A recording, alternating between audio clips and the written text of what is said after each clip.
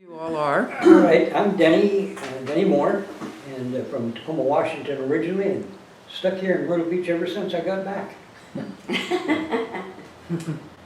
And I'm Irwin Luck, and I'm also here in Myrtle Beach, and I'm still telling stories about Baba. I can't stop telling stories about Baba. It's all his fault. He asked me to do that when I was there with him. He said, when you go back, you tell everyone what you experienced.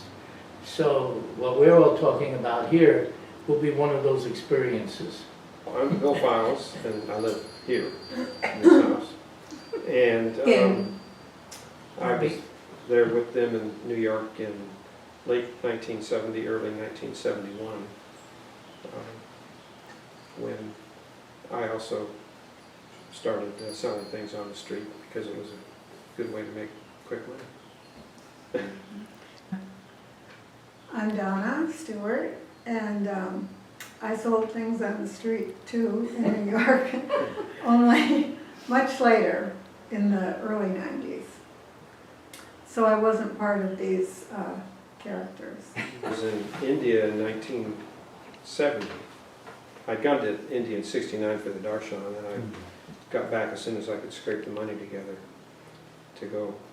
And so I went in November of 1970, and while I was there, on the way out I was staying at the Dalachanji, Narkish Dalachanji had a, was that a last name? Yes, Yeah, okay. in Bombay. In Bombay, yeah. And then I would go over and hang out with the Mystery family.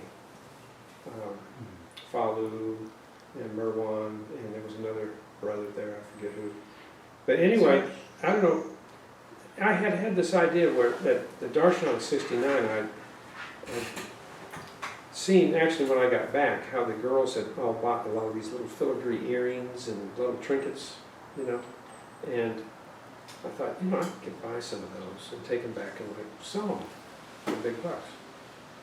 So I mentioned that to Falu, and he said, well, come on, let's go down to the old bazaar in Bombay, where the streets are this wide, teeming with people. It's like something out of an old movie.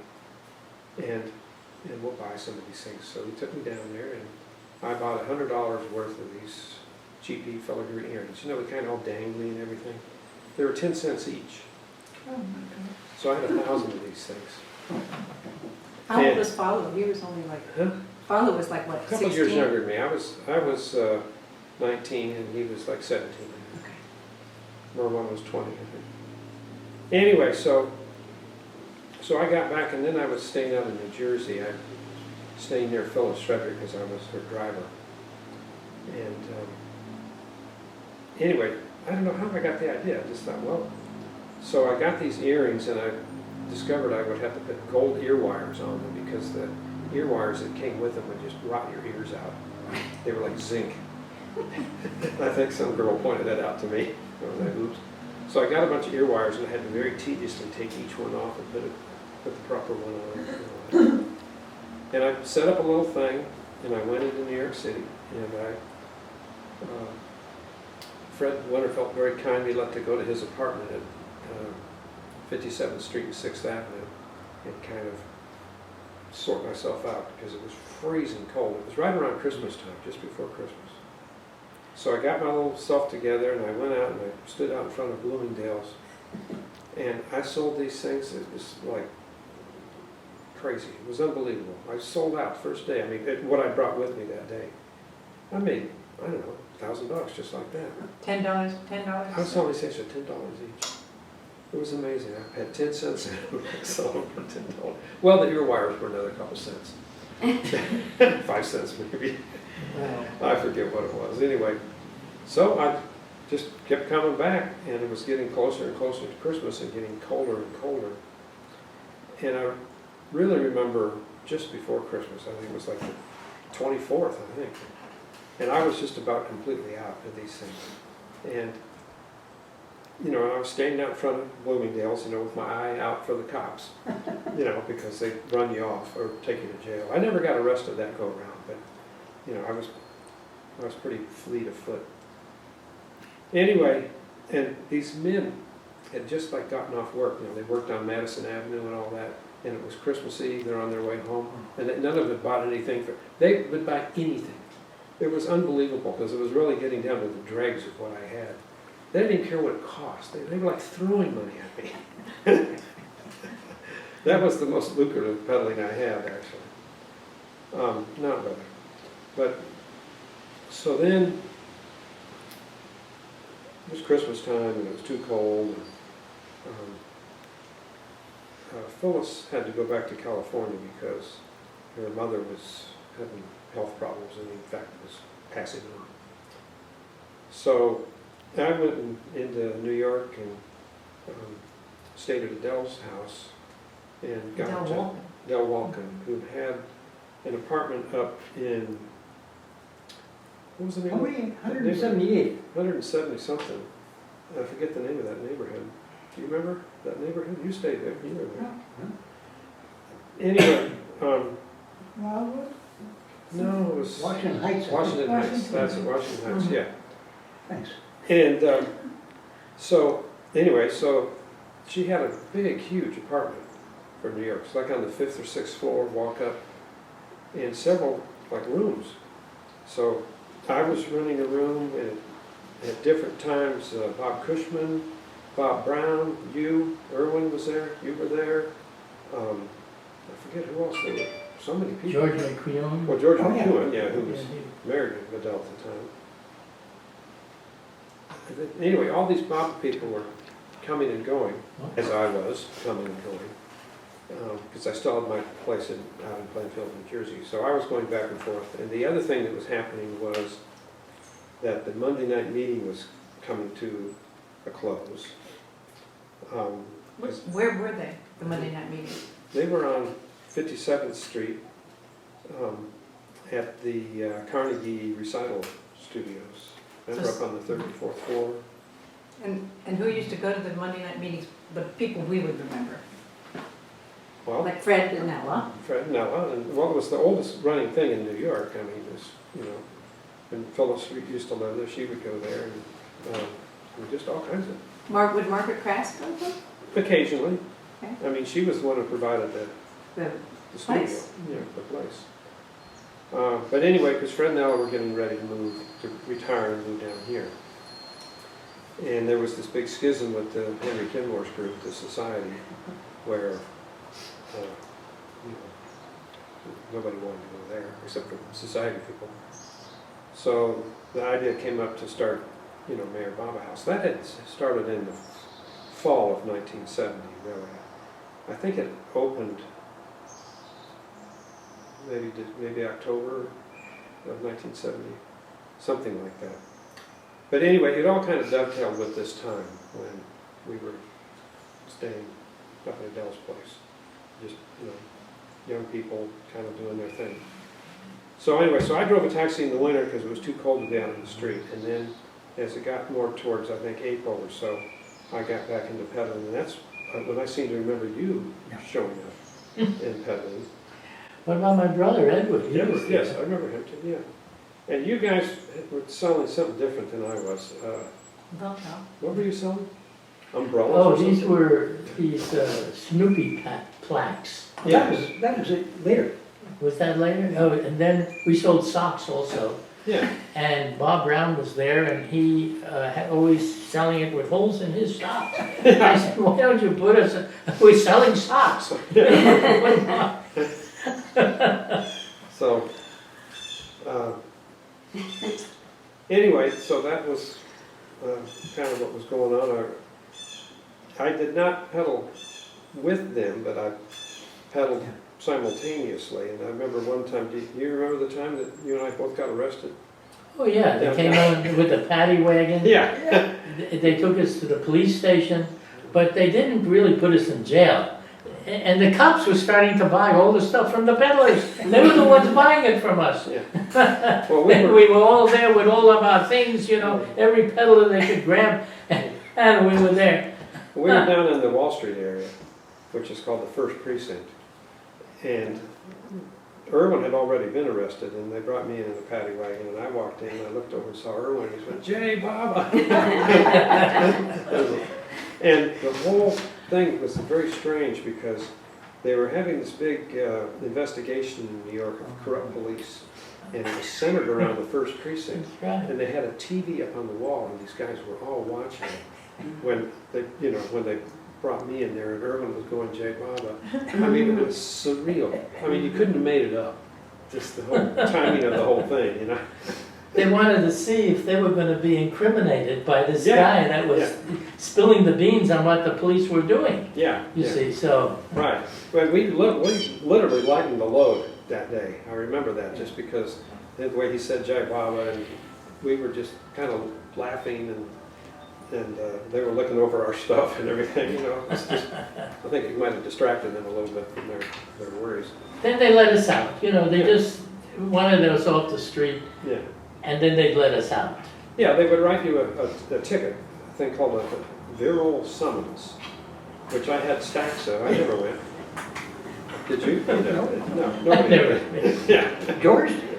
Huh? He George did? did, What yes. was it? I had this copy, he says to me, well, you can't sell over here. I said, well, I have a license. We had licenses. And he said, well, oh yeah, but that doesn't count here. I said, where am I gonna sell? He said, go to the docks, where there's nobody, right? Yeah, yeah. Right, go to the docks. Yeah, yeah. And then anyhow, he made us move on. That's what they would do. They'd come, they'd make you move on. The store would complain, like Macy's would complain, this $1 billion store would complain about a little peddler peddling one item out of the millions of items that they have. One item, and they're peddling it, and that's too much for them. Make them move. So the police would make us move. That was it. We moved down the block and then we start again. Yeah. See, But the interesting thing was that we were all staying at Adele Walken's. I thought was the interesting part, didn't you? I mean, it was just a lot of fun. I mean, it was all kind of Baba people and being together and that one place there. You know, coming, people constantly coming and going. I don't think anybody ever just stayed there for more than, a few weeks at a time. yeah. It's just kind of the way it all worked. Anyway, so what about you? Well, I came in a little later. I got out of the Army in October of 1970. Yeah. So I missed the first year you're talking about. No, this was 1970. No, it was. This was like 1970. Not for me. Anyway, I didn't get back from overseas Oh, until October. And then I went down to my sister's house and spent some time there, and then I went back up to Frankfurt, went over to Frankfurt, came back, and so it was the next year, 71, when I got in. okay, so it was spring of 71 then, yeah. Yeah, I can remember you back then. and as soon as I saw your picture, I saw that curly hair, and I thought, wow, that was Belly. Now what happened? The stint, Yeah, just not as curly. But anyway, so I got there a little bit later than you guys. Bob Brown came along in the October. Oh, that's hard to get this time thing. No, he was there in the spring. Yeah, but they must come back again another time because it was the following years when we were selling those plastic wall hangings. And we paid 65 cents for those. I don't know. And We what did- got They me bought it is, down on Canal Street or something. yeah, Yeah. what got me about this whole thing was it was just like, what era is this? Because being in the service is a very different thing. And come back and I was out of the service, but Vietnam was still going on. And it was like we weren't part of the hippie generation, I didn't feel, and we weren't part of the beatniks, so who were we? We were kind of the lost generation or the found generation. Was that when you first heard about Mary Baba, or you Yeah. already knew? That was when I heard about Baba previously, but I come back to Washington State and stayed for Christmas and I stayed for, and then I came back in winter vacation in 71. 70, But, yeah, so, so it was just unreal being out there. It was cold, and the cops, what was it, who was the cop that was squealing, broke this thing open? Serpico? Who? Serpico? Serpico, yeah. Serpico, yeah. And it was chaos down at the police stations. You go in there and the police didn't even care about you. We just sat there and had a little break. Watching the television of this man accusing the police of everything that they were doing. Oh, they scared. They didn't know if their names would be mentioned. Yeah, that was what was happening. So the first day after we got arrested, it was new to me, and we were just down there a short time, and we were back on the street. Time to engage in the afternoon selling. There were two periods, lunchtime and dinner time, you know, when people would have their lunch break and then when they would get ready to go home That's at the end of the right. day, yeah. So you have to just kind of position yourself in the right place at the right time. And the hot spots were in front of Macy's and Bloomingdale's. Mm. That was a real hot spot. The owner of Bloomingdale's came down one day and he said, "You guys got to get out of here. You know what? You're blocking the doors and everything." There was plenty of people going in the doors and out. And you know, we weren't selling refrigerators and fancy dresses and sports coats or anything like that. But we sure had to. Maybe we should have. Giving them a little bit of competition. We were absolutely no competition No. to Macy's and Bloomingdale's. But they still didn't like us in the front. The question I have is, what were you making all this money for? Well, I You live on went or- down to Irwin's. I went down to Florida to drive a friend down there. And when I got there, it was disastrous. I would have turned around and come back by the time I was staying at,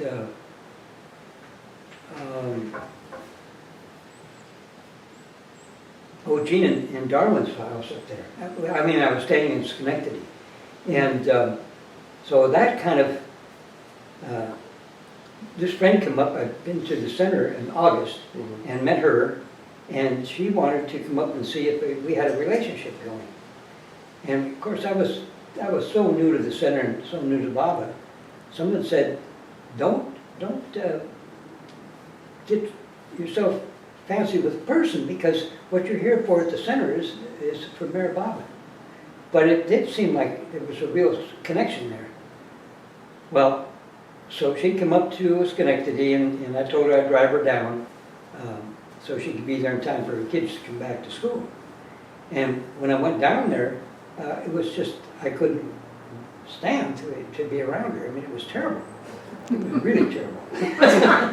In fact, when I left Schenectady with her in the car, I got as far as Albany, and I was like 20 minutes away. I thought, oh no, did I really commit to driving her down there? And it was a disaster. We got as far as Florida. There was a hurricane coming up, and she said, "I'm not going any further." And I said, "You got to be home, pick up your kids." And she said, "No, I'm going up to get a room and I'm staying." And I said, "Well, all right, I'm going down to the car and I'm going back as soon as the wind quits blowing."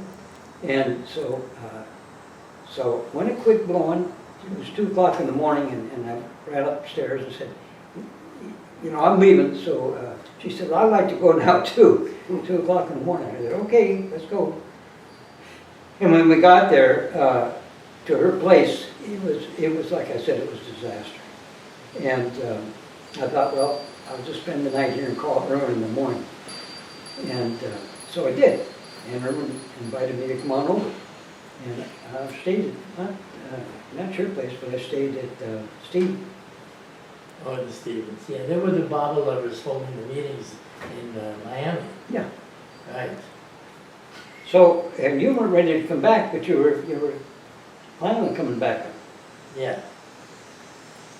So at that point, I said, well, I got my car downstairs, and he said, "I want to go back and do some more selling in New York." And that's when I ran into you down there in the city. Yeah. So this is like the second winter Yeah. for you. Yeah. Well, it was would have been the spring of '71.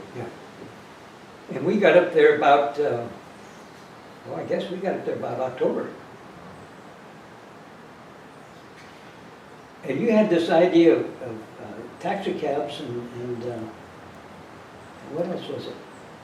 Well, I was trying to make some money to clear my debts. Baba told me to clear my debts. So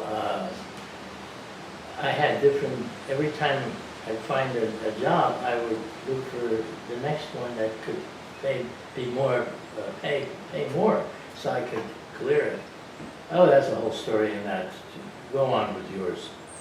Well, okay, so here we all are on the streets of New York, and I had no reason to be in New York. I really didn't, except to be up in Schenectady, to be around Darwin and Gene, and find out who Baba really was. And it was amazing being around Darwin and Gene. And just, we'd get together Monday nights, and we'd get together on Wednesday over at Kenny Luck's in Albany. And so it was really nice being up there. And but I don't know why I went back down to New York City for some reason. And I guess you arrived back in town. Well, I have a good story to tell with you and what happened. Like you all heard, we were peddlers on the street, making more money than the people on Wall Street in their offices. And they would have great sympathy for us, you know, oh, look, a poor peddler. Little did they know. So anyhow, one day, Denny and I are peddling together on the street, and it was a bad day. We weren't doing hardly anything. That was unusual, but we weren't doing anything. And what do I see? I see there's a bank where I'm peddling in front of, and I take a look and I see, what's that on the street? There's some paper dancing on the street, literally dancing on the street, going like that. So I go and I take a look a little closer, and it's money. You were on the other corner, you didn't even know about that. Yeah, no, this is what happened where I was. Oh, okay. So where you were, it's different. Okay. So anyhow, so I get close, it says money on the dancing on the street, and I'm looking around, how can money dance on the street? But you know, there was nobody else around. So I went over and I just swiped it right up, and what was it? It was about $60, which was a pretty good haul for doing nothing, you know. So anyhow, out comes this policeman from the bank. And so I go over to him and I said, did anybody lose any money or anything? Because I couldn't believe that this thing could be happening. So he says, oh, no. And he says, and you can go. And then he walks off, you know. My dancing money on the street. So then I tell Denny what happened. He was off somewhere else, and he came over, and that's what it was. So,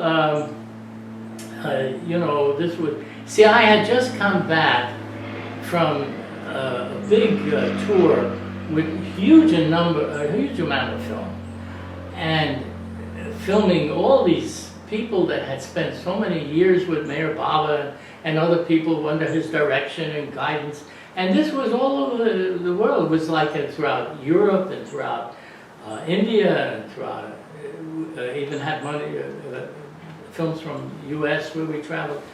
Oh, what stories they told. They're really great. Someday, when they all start to come out, because that's a whole other thing, then you'll really see something.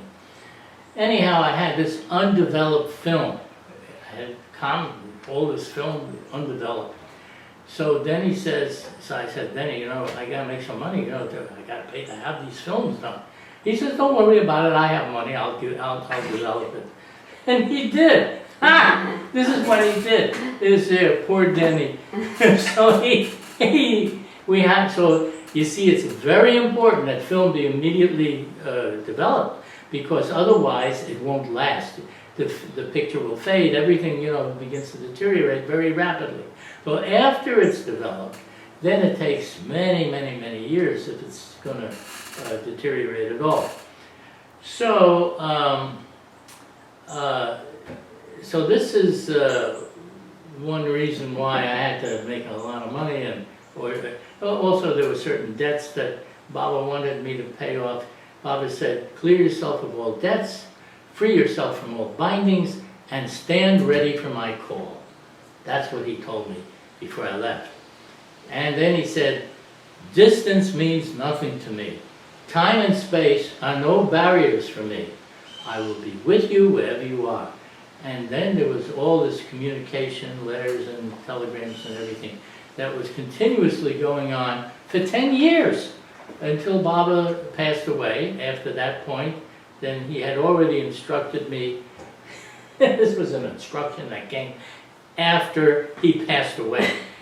He had left an order for me and Edward that we were to go back and work with our father in his business, because my father was so after us to do that. So Baba gave him his wish, but he told my father, but it'll be up to you to keep them with you in your love. You see, it didn't mean that we had to stay. It just meant that as long as we're happy, we can stay. So that is one of the things that occurred. There was, there was another incident that happened when you were present and we were staying at Adele's at that time. This was really interesting because Ramakrishna, Baba said, was a perfect master. He was God realized. And Ramakrishna, there's a book that came out by one of his disciples, which was a real thick book. And in it said, and this is what George McEwen told me, I didn't read it myself at the time, but he said that Ramakrishna said that anyone who repeats the name of God for 24 hours will surely see him. Do you remember that? I remember your story. Yeah. So I'm thinking about this and I'm telling others this here, wouldn't you like to see God, what God really is? And, oh yeah, but none of them would do it. No one would stay for the 24 hours to actually do it. It's a fact, They all wanted to see God, but they weren't going to do this, or they didn't do it, I should say. Well, I wasn't doing it either. I was telling others, but I wasn't doing anything. So then I thought, I can't just do this here. I do want to see God, and I'm tired of telling this one and that one. I'm going to do it myself. And I told Denny, I said, Denny, tomorrow I'm not going to be working. I don't know if you remember that. I said, tomorrow I'm not going to be working. If you want to work, you can work. I'm not working, because I had intended to do this 24-hour repetition of the name of God, which I used Mayor Baba's name.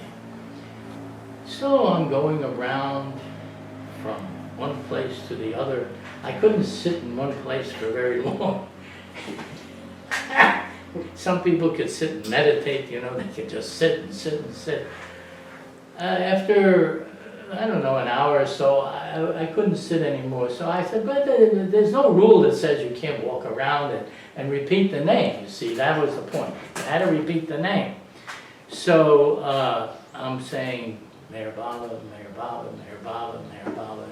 And I start walking down the street, and then I go over to Grand Central Station, and I'm walking around Grand Central Station, and this fellow comes up to me, and he says, do you have some money? I need some money. So I reach into my pocket, I give him some change, and I'm saying, Mayor Baba, there. Mayor Baba. I'm not making the repetition. The repetition keeps going on. All right, and then there's the boat, the ferry. I get on the ferry, and I'm going to Staten Island, and I'm out with the ferry, and I'm traveling around and taking the buses and whatever. Finally, I get back. It's still not 24 hours yet, but it's night. It's getting to be night. And I think, well, I'll get in the car and I'll just drive around, and I'll just repeat Mayor Baba's name. So I'm driving and driving. And all of a sudden I start to get so tired. It is late at night and I'm really tired. So I think, oh boy, I don't know what I can do. So I go home, I go back, and I'm watching the clock. The clock is on the wall. And I'm waiting for 4 o'clock to come because that's when had started. Now it's going to be 4 o'clock the next day. And that's what's going to happen. So then it gets closer and closer to 4 and 4 and 4. And I feel like nothing is going to happen. Absolutely nothing. Because no indication of anything happening yet. So it comes to 4 o'clock and then it happens. I fall asleep. That was what happened. All right, so one would say, well, what is this business, Ramakrishna saying 24 hours you'll see God and all, what happened? So then I'm thinking about it and I'm thinking, well, but there is something that happened. And it was continuing to happen. My mind became so sharp and so clear, like really, like it's never not been before. And my thoughts were very crystal and all like that. That happened. But I'm still thinking, well, wait a minute, it's supposed to see God. Well, this is not the same thing. So, I'm thinking about this and I said, where did he ever see this? Where did he ever read this? So I went to get the book of Ramakrishna to see where was this actually said. And it happens I opened the book exactly where that was. Exactly where that statement was. And the statement was a little bit different. The statement went, whoever says the name of 24 hours with all their heart will see God.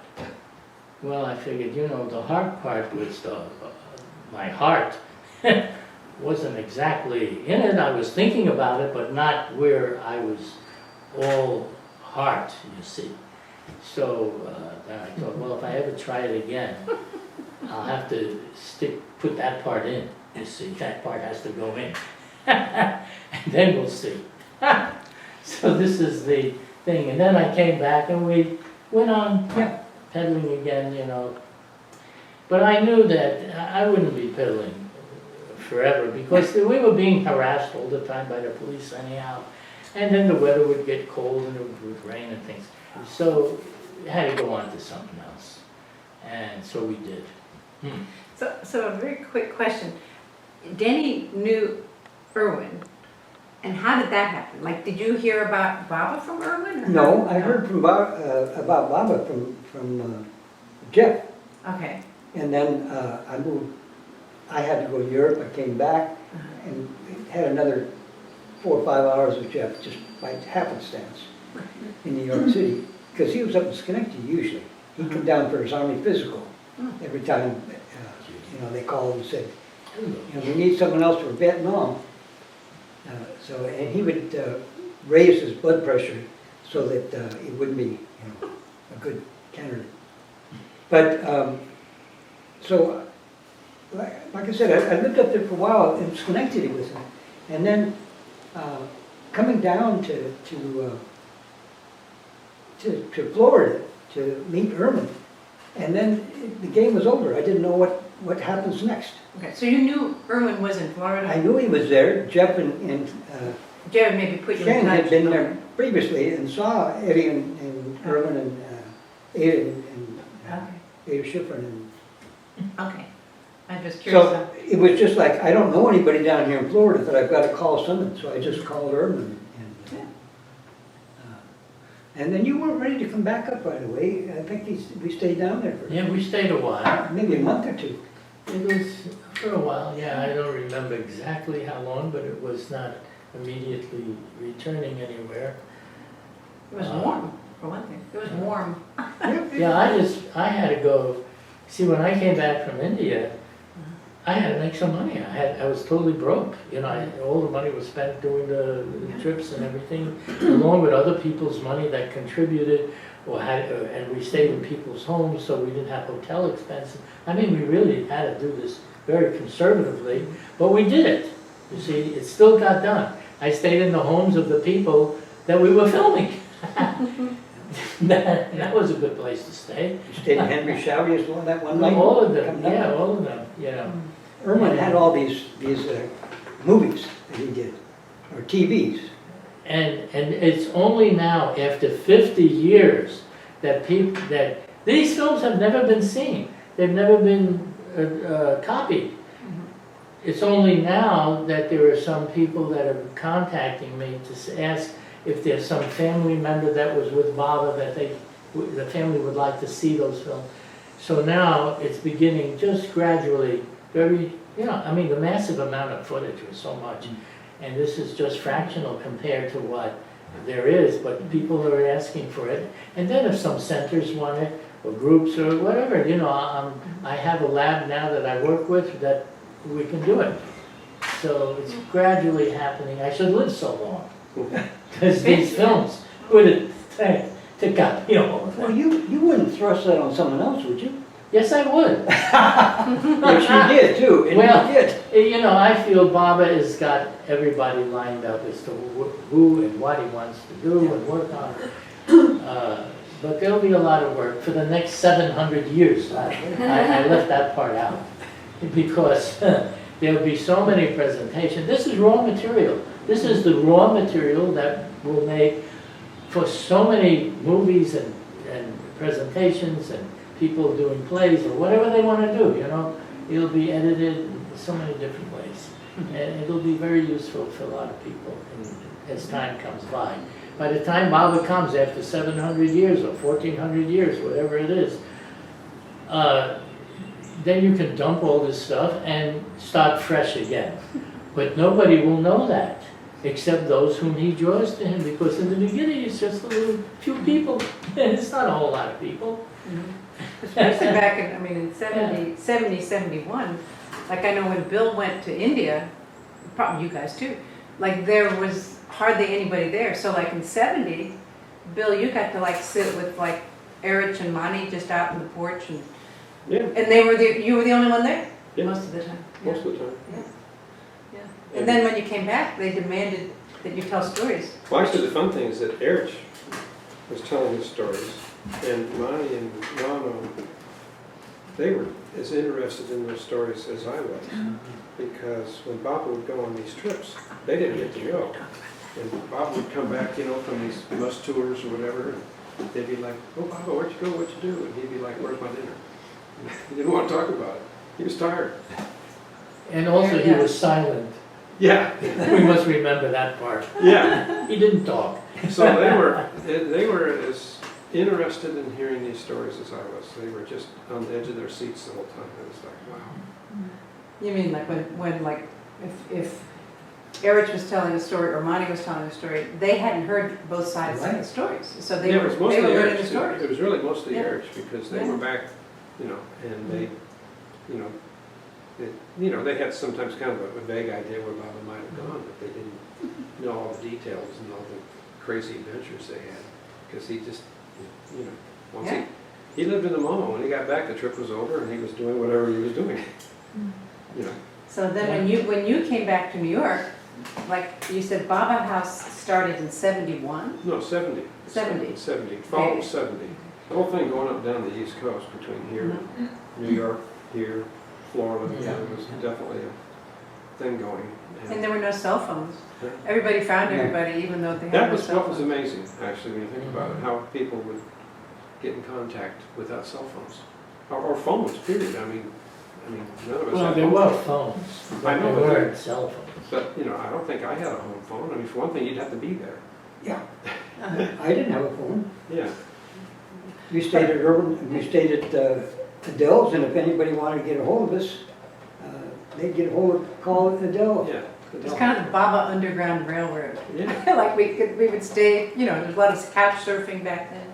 Even in Atlanta when I was there, people would pass through all the time. Yeah. Alan Wagner, all kinds of people. But we haven't heard from you. I was working at Columbia Pictures. I worked for one of the presidents. I had a nice job. And before that, I'd been a secretary, working as a secretary most of my life, off and on. I was an artist also. But I hated working in an office. I hated being inside. So And I had this job at an architectural firm, but I wanted more pay. So I said, okay, Bob, it looks like I'm gonna be doing this office work, secretary, the rest of my life. And so in that case, I'm going for the best, really good job. None of this. Good money, good job, the whole 9 yards. And I got a job. I mean, I had my own office, I had a window, I was on 55th Street, 5th Avenue and 55th, and the limousine would drive me home after work. I'd work late, and you know, I could stop and get my groceries and everything. It was great. The money was great because I worked overtime. I got time and a half, a lot of money. And I always sent 10% to Center. And what? 10% Well, of everything I earned, I sent. So Jane started writing to me, you know, oh, you shouldn't send so much, and you know, and the little treats in her notes after I would send something. So it was a nice connection really made with Jane Haynes. Anyway, they moved, after about a year and a half, they moved to LA. This was, the guy I worked for, he was the last holdout. The whole company had moved to LA, but he loved New York and he didn't want to move. But finally, everyone had moved and he was the last. So they moved to LA and I didn't go, and but I got a nice severance package. So I said, Baba, you know, this is it. I'm not doing it anymore. I kept my word. I was going to stay till forever at this job, and now it's gone. So that's it. I'm not doing it anymore ever, and I'm going to do something else. Okay. So what else? That was the question. The big question. Yeah. So. Anyway, a friend of mine was making little, real cute, you know, I was in with a creative, kind of a creative crowd, but making little pins out of clay. I hated clay. Hated working with clay. So, but I went out, I took stuff out on the street. And it was funny because I was next to somebody selling sunglasses and things like that, you know. And they were selling things. I really wasn't selling anything. And the funny thing that happened that first day was I was fixing up, and I was bent way down under my table, like fixing things. And I got back up, and I asked the person, "Do the police ever come by here?" And he said, "Well, they were just here. They were just here a second ago. If they had seen me standing there, I would," because I didn't have a license or anything. I knew I would, but I happened to had the good fortune of being under the table. So anyway, and so he said, you know, about down in Soho, which is a few blocks down, people are making their own things there. You should really go down there. So I packed up, I went down there, and there was a guy there. He was making this jewelry. I couldn't believe he was making it. It was all handmade. And we started talking. He said, you know, if you make your own hoops for your earrings, it'll be better. If you want to come by to my studio, I'll show you how to do it. So I went by his studio, and a long story short, he taught me everything. Everything he was doing, you know, how to cut the steel, how to work with metal, how to set stones, solder, polish, where to buy things, how to get, you know, the torches and the whole thing, whole 9 yards. He taught me everything. I gave him in return, I had a lot of paintings.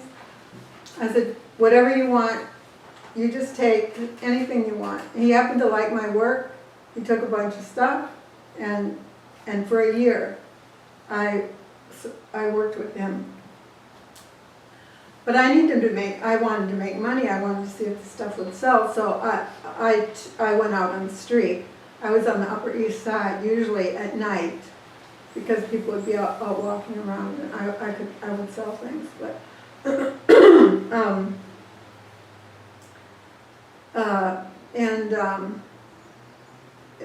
eventually, after a year, I knew I had to just jump off the cliff and start, really getting out there and seriously making some money. So I applied for art fairs, and I had come to the center, and I showed Jane my work. She said, "Now, Donna, you start at the top."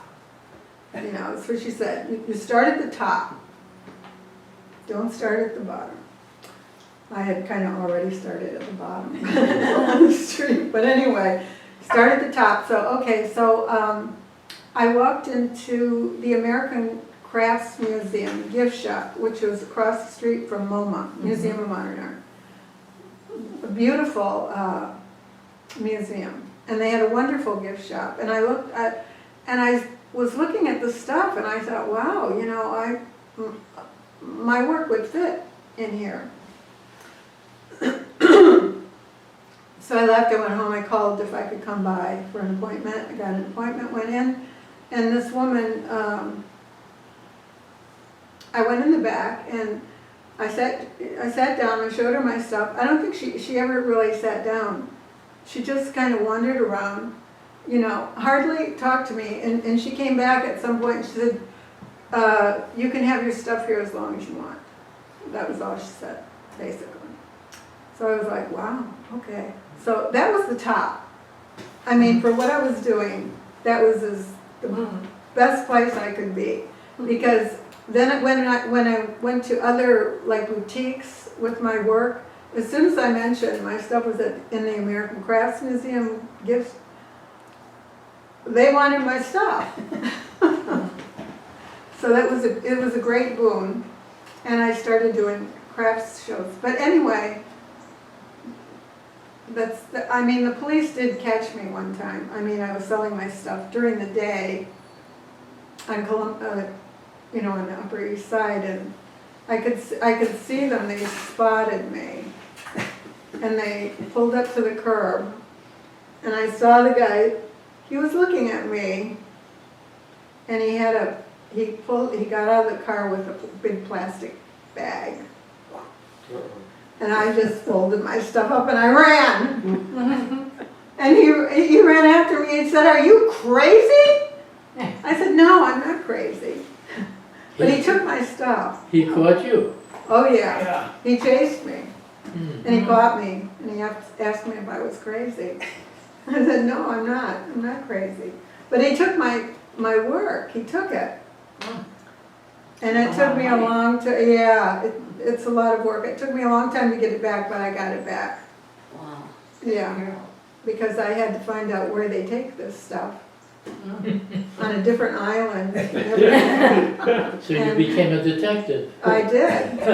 I was so grateful that day I got that back. I was just thanking Baba just all over the place. But anyway, that's my story. Good story. That's an interesting story. But I'm then not you came gonna- here and had a taco truck, right? I did. Yeah, I moved here and I started catering to construction guys. That was a whole new world. Starting at the bottom. Yeah. Back to the bottom. Right. Yeah. So this has been over 50 years now, since we all had our little stories in New York. And it's interesting for me to look back and see we were all doing the same thing, peddling on the streets. And yet, we got past that, and we've had extremely interesting lives with Baba. Just extremely interesting lives. Well, I say we have. I'll say for me, I have. And I won't say that we all had interesting lives, but I sure have. Well, that's because he's not a dull avatar.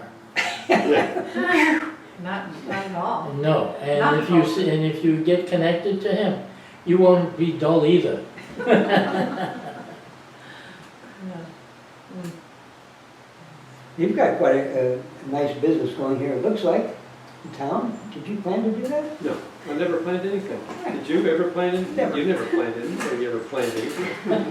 I love the Ron Dillon story. I don't My know. business is always spontaneous. Hard. No, it all just happened, yeah. One thing led to another. We found out it'd been planned by someone else.